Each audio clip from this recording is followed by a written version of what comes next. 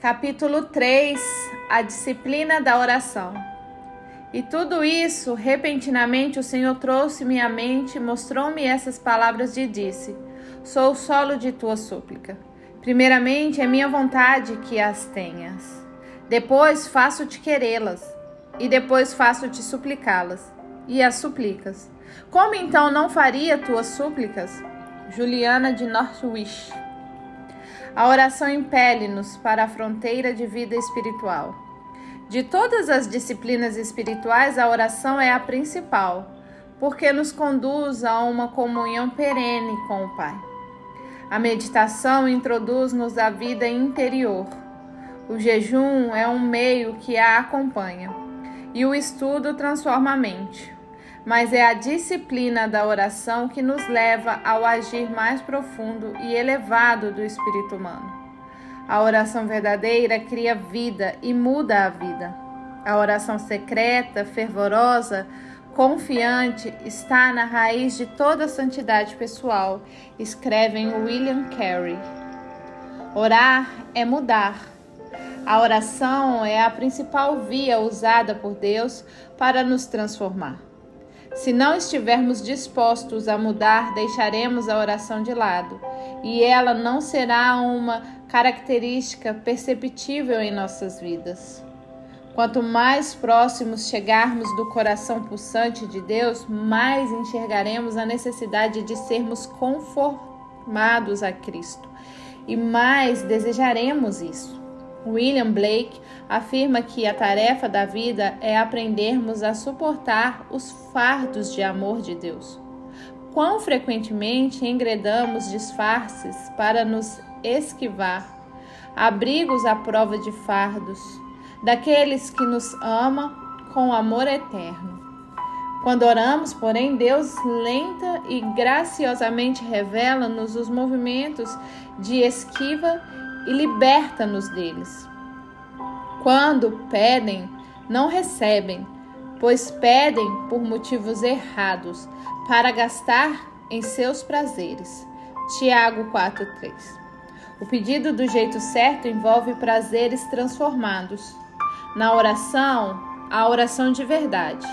Começamos a orar segundo os pensamentos de Deus, desejar as coisas que Ele deseja. Amar as coisas que Ele ama, querer as coisas que Ele quer. Aprendemos progressivamente a enxergar as coisas do ponto de vista dele. Todos os que caminharam com Deus consideravam a oração a atitude principal da vida. As palavras do Evangelho de Marcos servem de comentário sobre o estilo de vida de Jesus. De madrugada, quando ainda estava escuro, Jesus levantou-se, saiu de casa e foi para um lugar deserto, onde ficou orando. Marcos 1,35. O anseio de Davi por Deus rompeu as cadeias prazerosas do sono. Ó Deus, Tu és o meu Deus, de madrugada te buscarei. Salmo 63:1.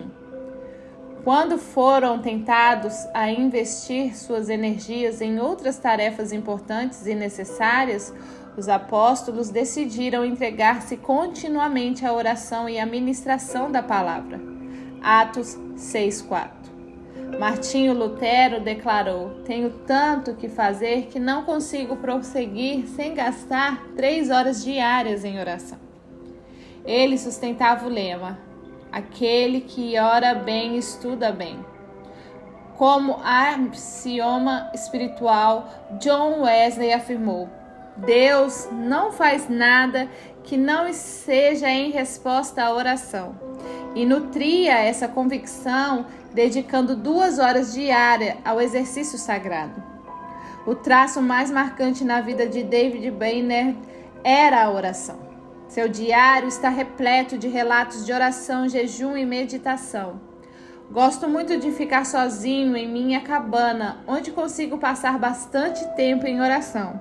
Separei esse dia para oração e jejum secretos diante de Deus. Para esses descobridores das fronteiras da fé, a oração não era um hábito menor, anexado à periferia da vida. Era a vida deles. Era o trabalho mais sério de seus anos mais produtivos. William Penn dá o seguinte testemunho a respeito de George Fox. Acima de tudo, sua baliza foi a oração. O referencial mais impressionante, vivo e venerável que já senti ou contemplei. Devo dizer que era sua referência de oração.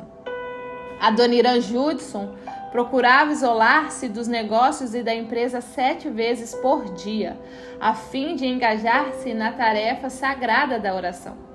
Ele começava de madrugada, depois mantinha um tempo de oração reservado às 9, ao meio-dia, às 3, às 6, às 9 da noite e à meia-noite. John White, da Índia, fez da oração uma característica tão predominante de sua vida que foi apelidado de o homem que orava. Para esses homens e para todos os que desbravaram as profundezas da vida interior, orar é respirar. Entretanto, muitos ficam desanimados e não desafiados com exemplos assim. A experiência dos gigantes da fé parece tão superiores que somos tentados a entrar em desespero. Antes, porém, de nos flagelarmos por nossa óbvia incapacidade, devemos lembrar-nos de que Deus sempre nos encontra onde estamos e lentamente nos leva a regiões mais profundas. Corredores eventuais não passam repentinamente a competir em maratonas. Eles se preparam, treinando durante certo tempo, e devemos fazer o mesmo. Seguindo essa progressão, será muito razoável a expectativa de que daqui a 1 ano orarmos com mais autoridade e êxito espiritual do que no presente. Nos esforços que evitamos para orar, é fácil sermos derrotados logo no início, porque aprendemos que tudo no universo já está estabelecido e que por isso as coisas não podem ser alteradas. E se nada pode ser mudado, então por que orar? Podemos alimentar esse melancólico sentimento, mas não é o que a Bíblia ensina. Nas Escrituras, os que oravam faziam-no como se as orações pudessem mudar as coisas de maneira objetiva.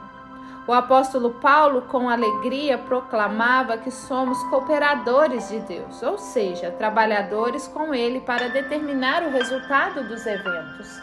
1 Coríntios 3:9. É o estoicismo que prega a ideia de um universo fechado, não a Bíblia. Os que enfatizam a submissão e a resignação com o estado das coisas como vontade de Deus estão, na verdade, mais próximos do epiteto que de Cristo. Moisés orava com ousadia porque acreditava que suas orações podiam mudar as coisas, até mesmo as ideias de Deus. De fato, a Bíblia enfatiza com tanto vigor que o universo está em aberto, que num antropomorfismo doloroso, os ouvintes modernos faz menção a Deus mudando constantemente de ideia de acordo com seu amor imutável. Êxodo 32:14, Jonas 3:10. Esse fato surge como libertação genuína para muitos de nós, mas também nos impõe tremenda responsabilidade. Estamos trabalhando com Deus para determinar o futuro. Certas mudanças irão acontecer na história se orarmos como convém. Devemos mudar o mundo por meio da oração. De que outra motivação precisamos para aprender a mais grandiosa das práticas humanas? A oração é um tema tão vasto e multifacetado que logo reconhecemos a impossibilidade de abordar todos os aspectos num único capítulo, ainda que superficialmente. Há uma enormidade de questões filosóficas importantes. Por que a oração é necessária? Como a oração funciona? Ou seja, como um ser humano finito pode entrar em diálogo com o Criador do universo em seu infinito? Como uma realidade imaterial semelhante à oração pode afetar o mundo material? E há muitas outras perguntas. Há também diversas formas de oração, que vêm sustentando os cristãos ao longo dos séculos. Existe a oração discursiva, a oração mental e a oração convergente. Existe também a oração silenciosa, a oração de renúncia e a oração por direcionamento, e muitas outras. Há muitos livros notáveis a respeito da oração. Um dos melhores é o clássico escrito por Andrew Murray, With Christ in the School of Prayer, com Cristo na escola de oração. Faremos bem em ampliar nosso universo de leitura e busca da experiência se desejamos conhecer os caminhos da oração. Uma vez que a contenção costuma aumentar a clareza, este capítulo ficará restrito à oração de intercessão, ou seja, como orar com eficácia a favor de alguém. Há hoje homens e mulheres precisando tão desesperadamente de nossa ajuda que nossas melhores energias deveriam ser empregadas nesta tarefa. Aprendendo a orar. A oração verdadeira é algo que se aprende. Os discípulos pediram a Jesus: Senhor, ensina-nos a orar. Lucas 11:1. Eles haviam orado a vida toda. Mas algo na qualidade e na quantidade da oração de Jesus os fez perceber que sabiam muito pouco a respeito dessa prática. Se a oração poderia fazer diferença no cenário humano, então havia coisas que eles precisavam aprender. Para mim, compreender que a oração envolvia um processo de aprendizagem foi libertador. Fiquei livre para questionar, experimentar e até mesmo falhar, pois sabia que estava aprendendo. Durante anos havia orado por muitas coisas e com grande intensidade, mas o sucesso fora apenas superficial. Depois desconfiei de que algo podia estar errado e que poderia aprender a orar de outra maneira. Peguei os evangelhos e retirei todas as referências à oração, colocando-as em uma folha de papel. Assim, pude ler de uma vez tudo o que Jesus ensinou sobre a oração e fiquei chocado. Ou as desculpas e racionalizações para as orações não respondidas, até então aprendidas, estavam erradas, ou Cristo se equivocara. Prontifiquei-me a aprender como orar, a fim de que minha experiência se moldasse às palavras de Jesus, em vez de tentar fazer as palavras dele se conformarem à minha minguada experiência. Talvez a característica mais surpreendente da oração de Jesus é que ele nunca terminava a oração com a frase, se for da tua vontade, quando orava por alguém. Os apóstolos e os profetas também não faziam isso quando oravam por alguém. Obviamente, eles acreditavam saber qual era a vontade de Deus antes de fazer a oração de fé. Estavam tão imersos na esfera da influência do Espírito Santo que sabiam exatamente o que fazer diante de qualquer situação. A oração deles era tão positiva que, na maioria das vezes, assumia a forma de uma ordem direta, cheia de autoridade. Ande, recupere-se, levante-se.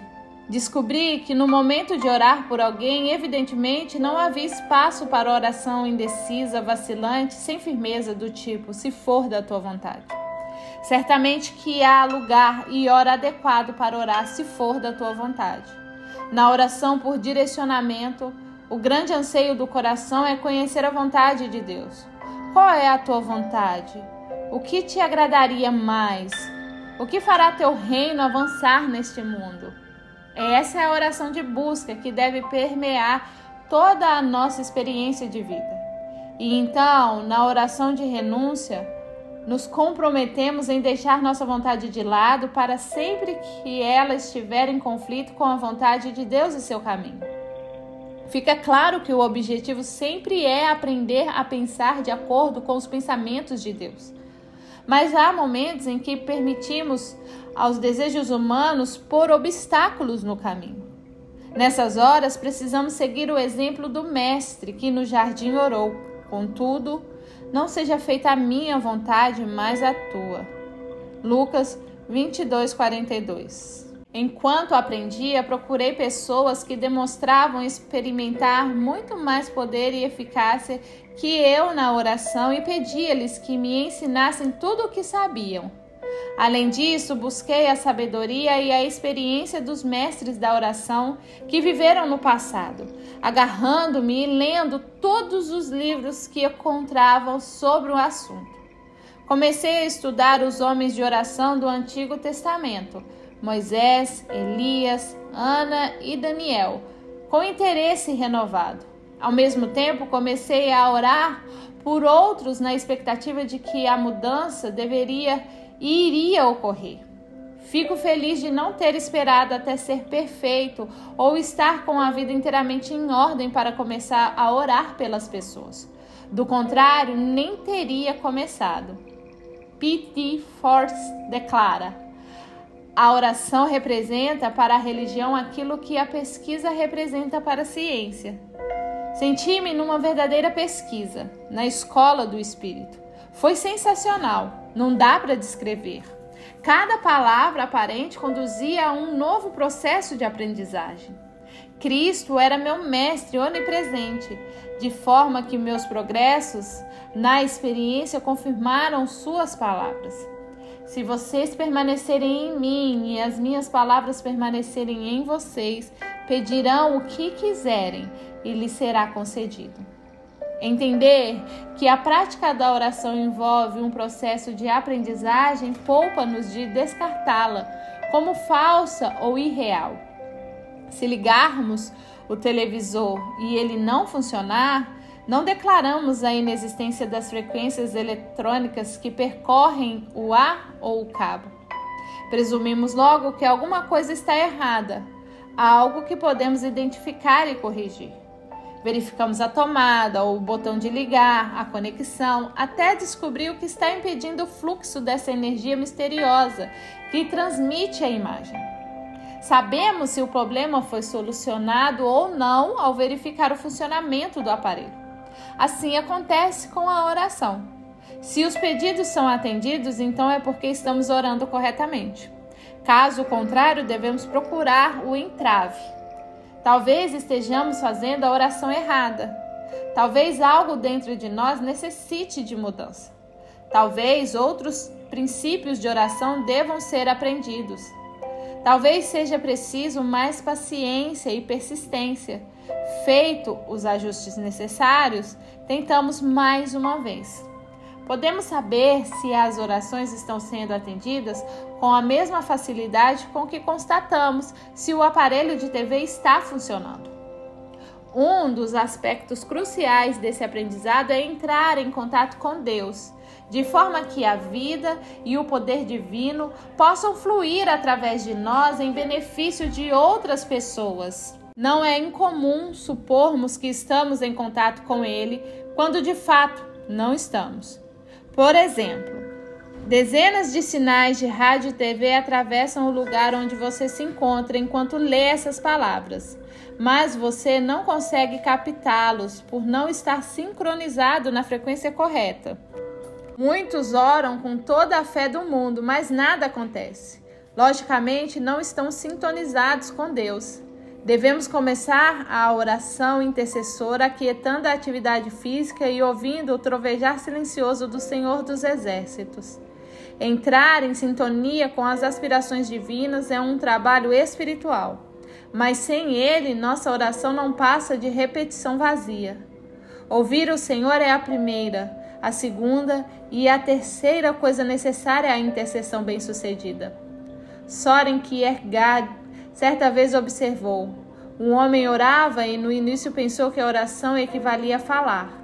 Contudo, à medida que foi ficando cada vez mais quieto, percebeu que a oração é ouvir.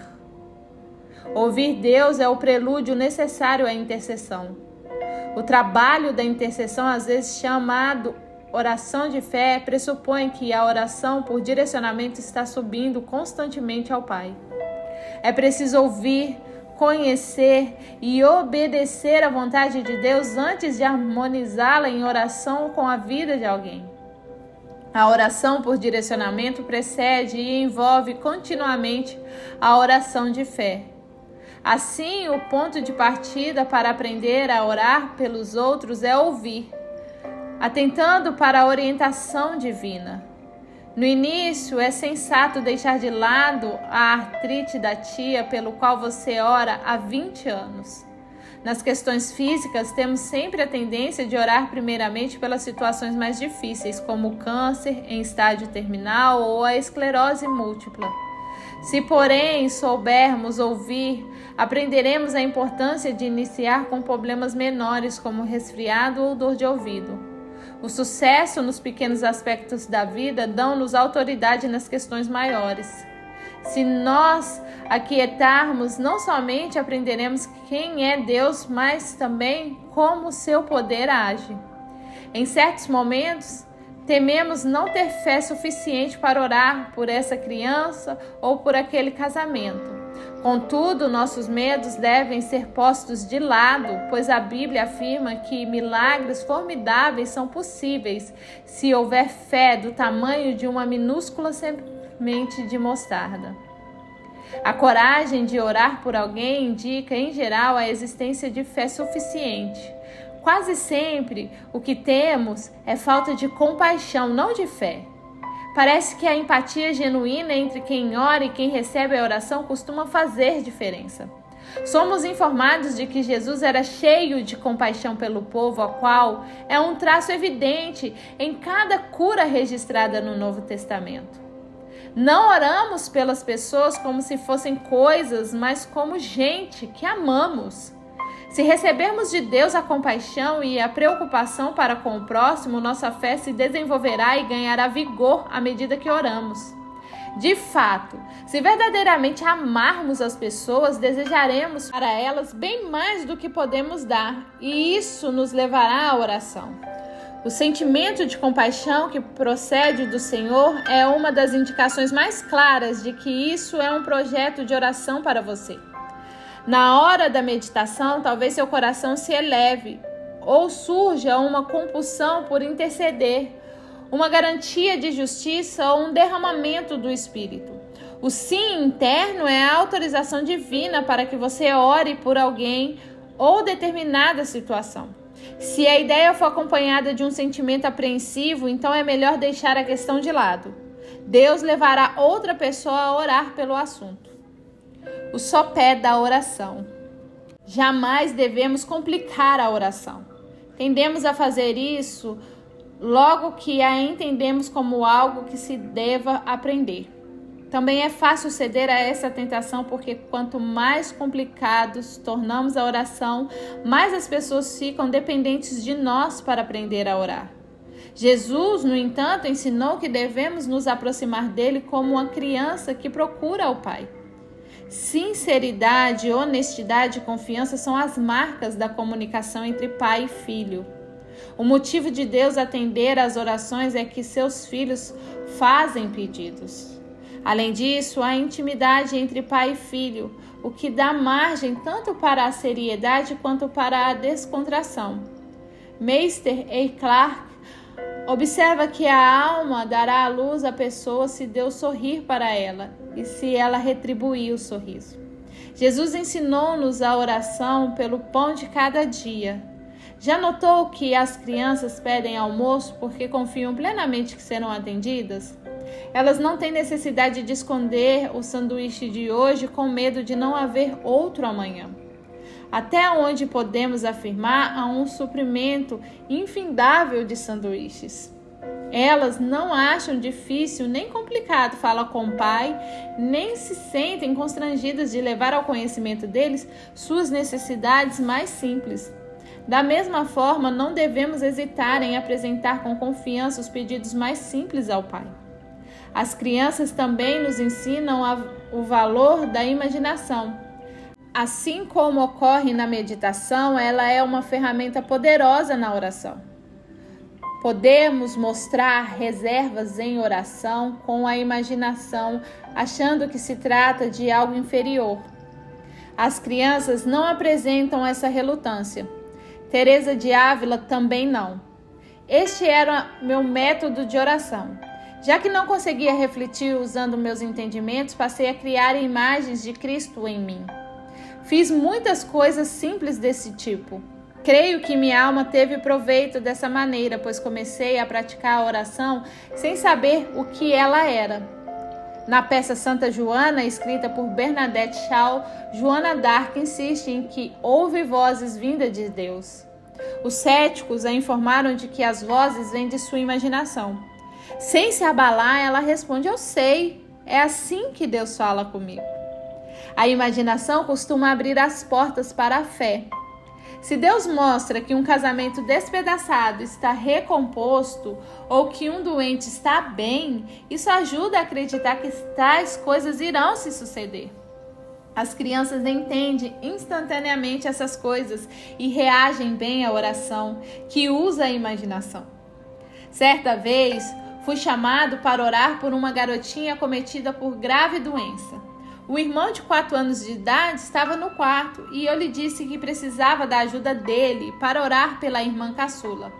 Ele ficou encantado e eu também, pois sei que as crianças conseguem orar com eficácia incomum. Ele subiu na cadeira ao meu lado. Vamos fazer um joguinho, disse eu. Já sabemos que Jesus está sempre com a gente. Por isso, vamos imaginar que ele está sentado na cadeira à nossa frente. Ele está esperando pacientemente que voltemos a atenção para ele. Depois que conseguirmos enxergá-lo, vamos pensar mais em seu amor que na gravidade da doença de Júlia. Ele vai sorrir, levantar-se e depois virá para perto de nós. Então vamos colocar as mãos sobre a Júlia e quando fizermos isso, Jesus porá a mão dele em cima das nossas. Vamos prestar atenção na luz que fluirá para dentro da sua irmãzinha e deixá-la bem.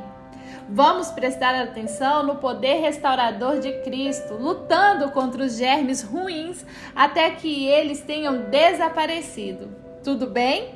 Muito sério, o menino concordou, assentindo com a cabeça. Juntos fizemos uma oração infantil e depois agradecemos ao Senhor por acontecer aquilo que havia dito ao orar.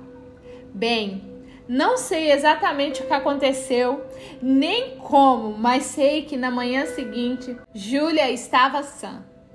Permita-me acrescentar uma palavra de cautela a esta altura. Não estamos tentando invocar algo de nossa imaginação que não seja verdadeiro, nem estamos tentando manipular Deus, dizendo-lhe o que fazer. Bem ao contrário, estamos pedindo a Ele que nos diga o que fazer. Deus é a base da súplica que fazemos. Como entende Juliana de Norwich, e somos inteiramente dependentes dele.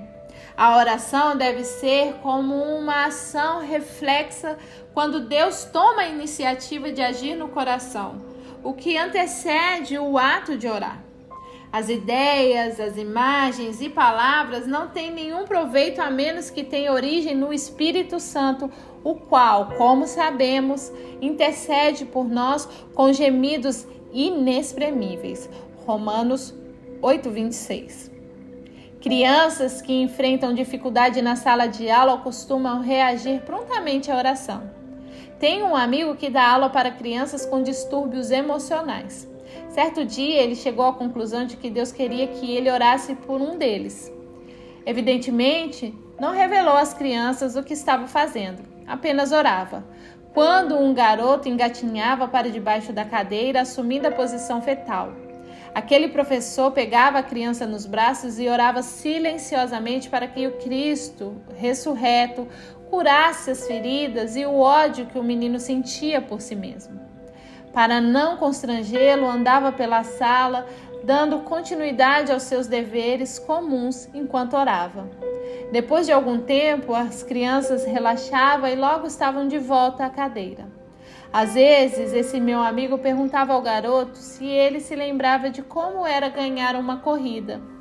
Se dissesse sim, meu amigo encorajava-o a imaginar-se cruzando a linha de chegada, com todos os colegas torcendo por ele e demonstrando amor. Dessa forma, a criança era capaz de cooperar no projeto de oração, sendo ao mesmo tempo encorajada na aceitação de si mesmo.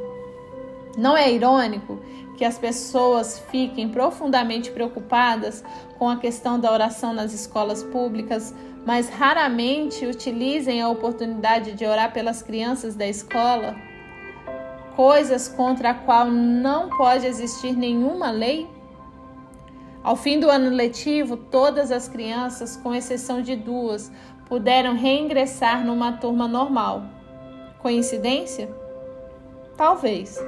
No entanto, como observa o arcebispo William Temple, as coincidências são bem mais frequentes quando oramos. Deus quer que os casamentos sejam saudáveis, plenos e duradouros. Talvez você saiba de casamentos que enfrentam sérias dificuldades e precisem de sua ajuda. Talvez o marido esteja tendo um caso com outra mulher. Pergunte a Deus se orar por isso é tarefa sua. Caso afirmativo, considere o compromisso de orar por esse casamento uma vez por dia durante 30 dias. Imagine o marido se encontrando com outra mulher, sentindo-se consternado, chocado por um dia haver pensado em se envolver com ela. Observe enquanto a ideia de um envolvimento ilícito se torna repugnante para ele. Imagine-o voltando para casa, vendo a esposa e sendo dominado por uma sensação de amor por ela. Vislumbre-os andando juntos, apaixonando-se como em outros tempos. Veja-os cada vez mais capazes de se abrir, de conversar e de se interessar um pelo outro. Peça a Deus que erga um grande muro entre o marido e a amante. Construa uma casa para o marido e para a esposa, não feita de tijolos e cimentos, mas de amor e consideração. Preencha-a com paz de Cristo. O pastor e os cultos de adoração precisam estar envolvidos em oração. Paulo orava por seu povo e pedia que o povo orasse por ele.